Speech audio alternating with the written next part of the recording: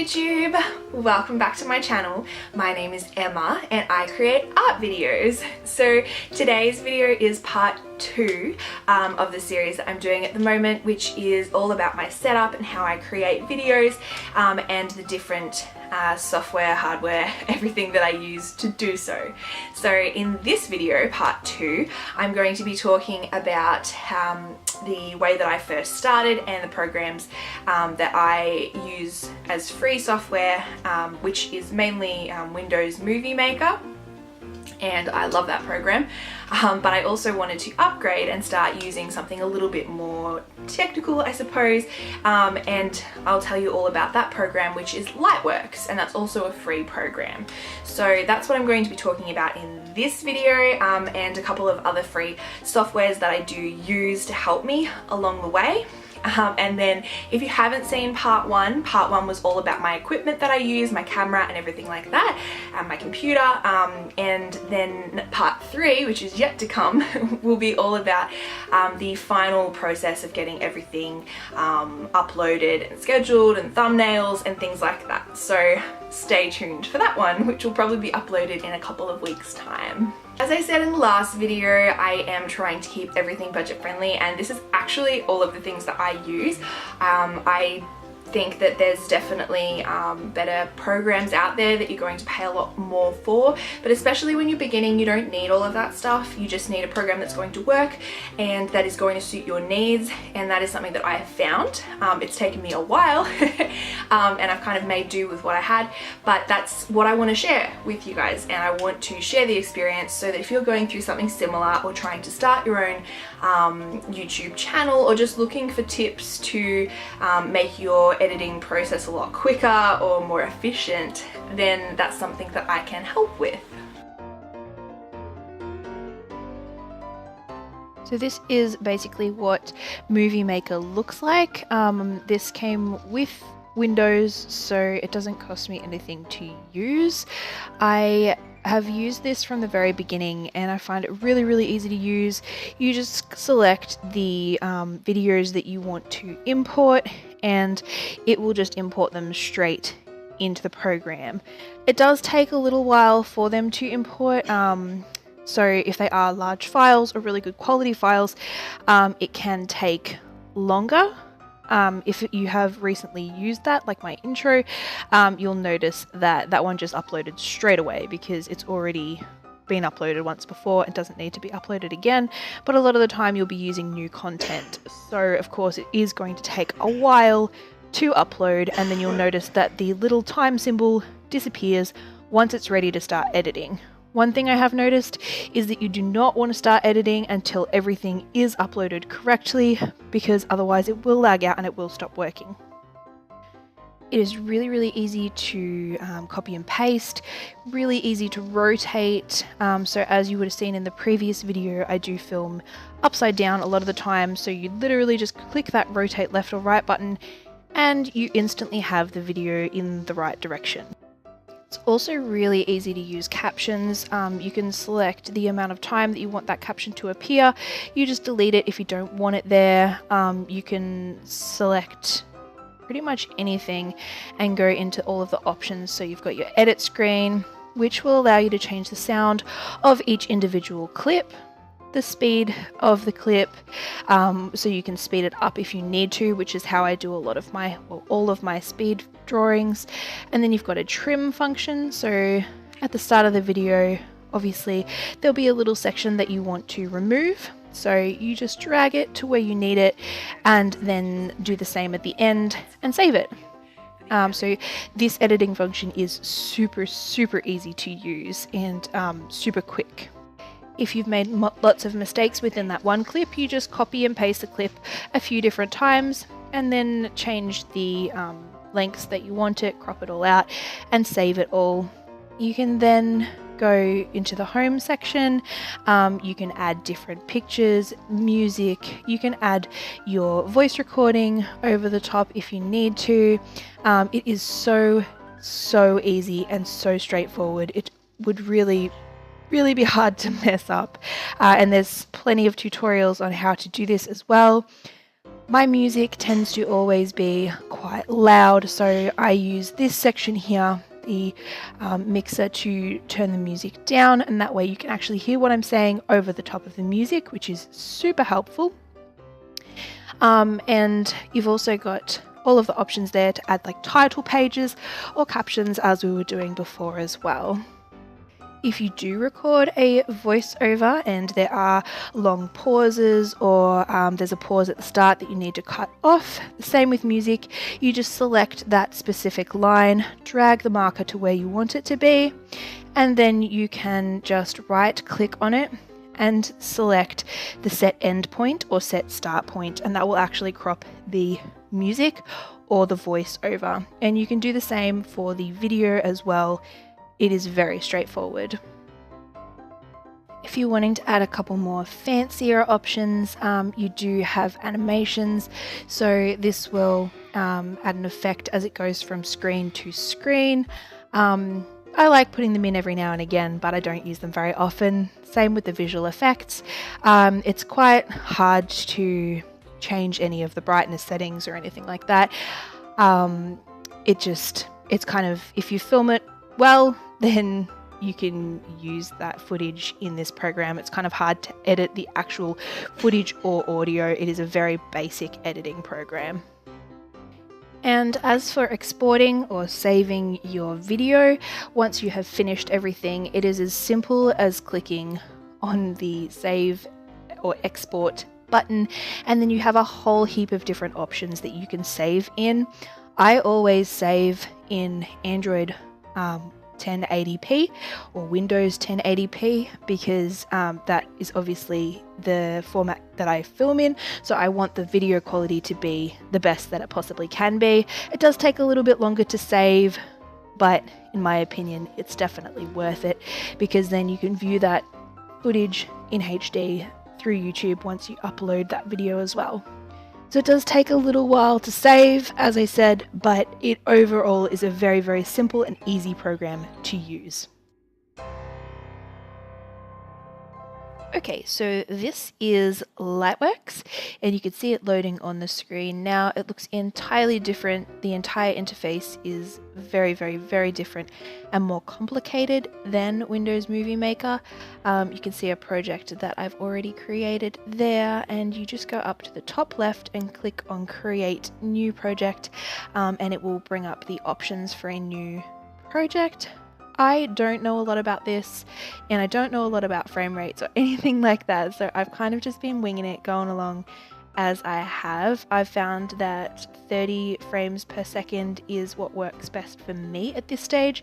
If anybody wants to tell me that I should be doing it a different way and the reason why, please let me know down below. But most of my videos are filmed in 30 frames per second, or 25 I think it is, or 29.7, something ridiculous. So when you open it up, it will bring you up the log section, which is where you select which videos you want to import to the program to start editing with. It will tell you the frame rates on the side there. You can see if it's red or if it is white, then you can still upload the ones that are red, but I noticed that I had a lot of problems with the audio syncing with the footage, and certain sections would be cut off. So I'm still not 100% sure what's going on with that, but I do have another program that I've been using called EyeFrame, which I will show you briefly at the end of this, which will convert whichever video that you've recorded into a specific frame rate so that you don't have that issue. So I will show you how to do that as well. And then it is as simple as clicking and dragging the footage that you want to use for this video into that section on the right, and then you just start editing. Also, if you've got any music or previously recorded voiceovers, things like that, you can log all of that in to this section now. So you just double click on the audio and it will import it for you as well. Once you have all of the files that you want, you can always come back and put more in, so that's not an issue at all. You just go into the edit section at the top of the screen, and that will bring up all of the footage or files that you have decided to use for this video, and you can simply start clicking on them and dragging them into the frames below. So you can see there is a V1 which is for the video, A1 and A2 which is for audio, and then you've got A3 and 4 which you could put your voiceover or your music however you like. You can add extra tracks in, and I will show you how to do that as well. It's really easy to insert everything in where you want it, easy enough to move around. The little red line is how you move what section you want to watch, and the playback is really easy.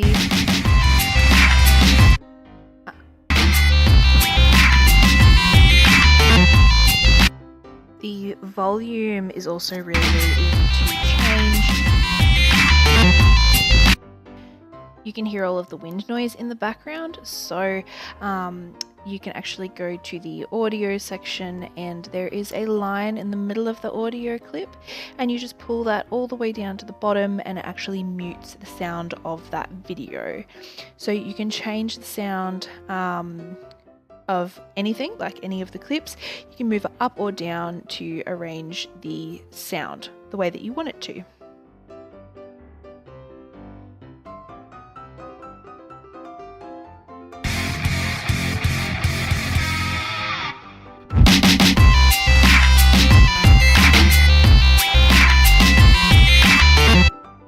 It's also really easy to trim different clips. So there is a section here that creates a marker. Just make sure that you hide anything that you don't want to be clipped, otherwise it will clip everything. So you can see I made the underlayer, the soundtrack, make it go dark. That means that it will not clip that section. And then you just click on the markers, and it will select those areas that you want to remove. And then you can also delete entire sections by right clicking and pressing delete. So that is really, really simple as well. If you want to remove a section in the middle of a clip, you just do exactly the same thing, drag it along however long you want, and then click the button to remove that section. So that is very, very simple. Once you know what you're doing, I'm sure there's probably an even quicker way of doing it. And again, if you want to clip the music, just hide the video and the video sound just so that the music is showing, and then do exactly the same thing so that you can remove that piece of video or audio. One of the main functions that I like about Lightworks is that you can create another video layer on top and another audio layer, and you can actually add I don't really know what it's called, like another section, so that you can be viewing two different videos at the same time. So if you're doing like a voiceover where you want your face on the screen, this is how you would do so. So you go into the VFX and you add in the section just added there. This is also how you can change it from like being upside down to the right way up and everything, just by changing those different preferences there. You can also change all of the video brightness and everything, transparency, the softness, everything. You actually have a lot of options to do that. I haven't had much of a fiddle around with any of this because most of the footage that I capture, I try and make sure that the lighting is already good, so that it really cuts down my editing time and I really don't have to worry about any of that. I'm sure, you know, the more I progress and the more I use the program, I will start using these functions a little bit more, and probably once I actually start understanding the program as well, I'll probably use them even more.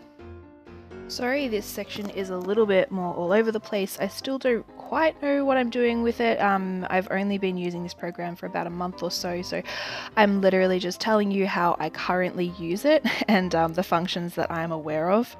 So to add the second video, you just add an extra track, and you add an extra audio track as well, because most footage will have 2 audio sections.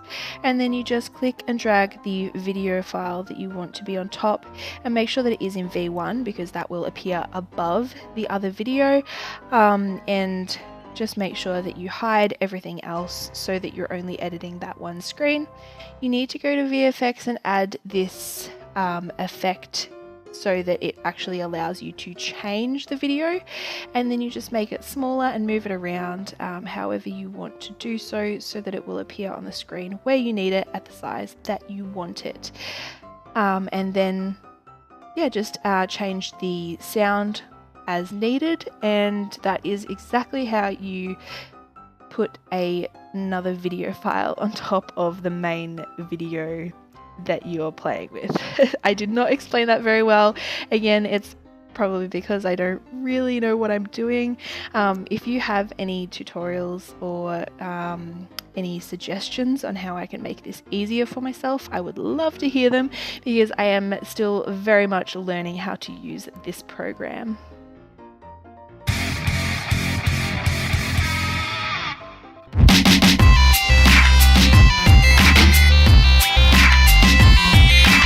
So to conclude, I just wanted to run through a couple of pros and cons for each of the programs and why I use both of them. So I do actually still use both, depending on the type of editing I need to do, will depend on which program I use. But just quickly, the pros of Windows Movie Maker is that it's really easy to use and easy to understand. It's very, very quick to edit in. I don't know whether that's just because I've been using it a lot longer or whether it genuinely is a lot quicker. You can put text over the top of the video very easily, and it exports at 1080p in various formats. The only problem is it takes a long time to input the footage and a long time to export the footage. It has limited editing capabilities, and it's also unable to overlay other footage on top. So if you're wanting to do a face voiceover, which is what I have been trying to do a lot of lately, you're unable to do so if you're using Windows Movie Maker. With Lightworks, it imports the footage very quickly, it exports the footage very quickly, it can overlay the footage that you want it to as well. So that means that you can do the face and voiceovers if you're wanting to do that. And it seems like there is a never-ending possibility with editing capabilities. So that's something that I definitely need to look into a little bit more. The problems that I have encountered so far is that it is a very complicated program and it can take a while to understand. It does take longer to edit, and that's probably just because I don't really know what I'm doing yet, but it seems like there's not very many shortcuts and everything's on a different page, and it just takes a lot longer. It's not as straightforward.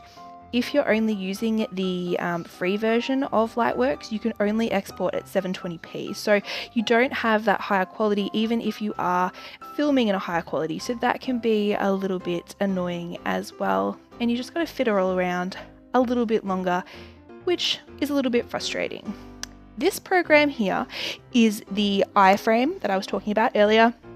All you have to do is click and drag whichever video you want to change the frame rate for into the program, right click on the rate, change it to whichever rate you want, click OK, and then click convert, and it will change the frame rate of the video for you and save it in that format. So if you're editing in Lightworks and you want everything to be the same frame rate, this program will allow you to do that. So that's the way that I worked around doing it, and it is quite quick at changing it. So that was part 2 of the video. I hope that it was helpful and maybe you learned a couple things. There's definitely a lot left for me to learn about Lightworks specifically, because I've only just started using it in the last month and I haven't had a lot of time to sit down and watch tutorials or anything like that. So I've pretty much just picked it all up on my own. If there was anything I was struggling with, as I said, I would have gone to a quick YouTube tutorial and figured it out pretty quickly. But if you have any tips or like time-saving tips for me, quick tricks, please let me know below, because I am always looking to save time on editing. I don't think it needs to be a really lengthy process. I think it is something that you can complete really, really quickly. So if you have any tips, let me know, please. I hope this video has been helpful for you and you have learned something. Thank you so much for watching. I hope you have enjoyed it, and I will see you in my next video.